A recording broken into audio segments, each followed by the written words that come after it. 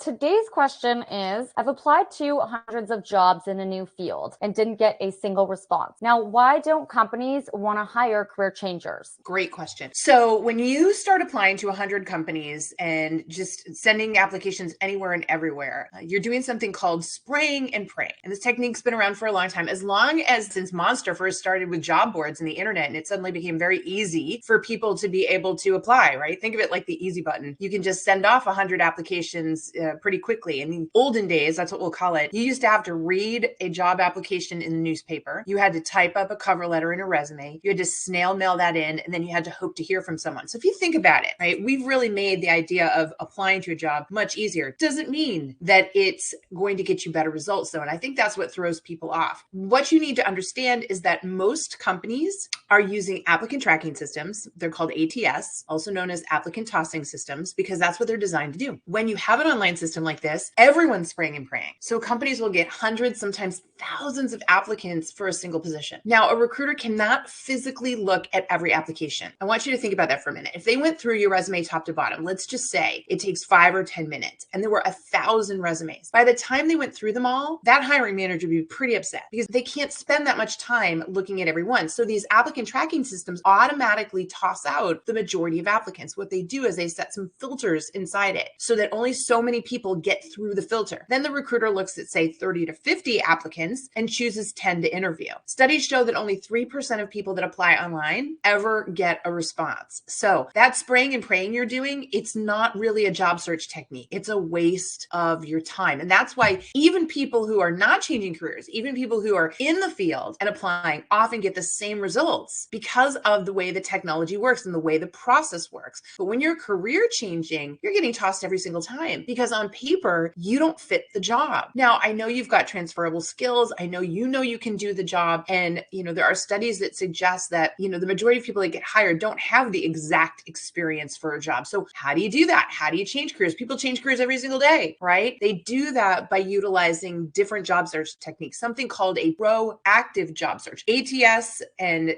spraying and praying and all of that, that's considered reactive job search. Not a good way to go. You need to learn to do a proactive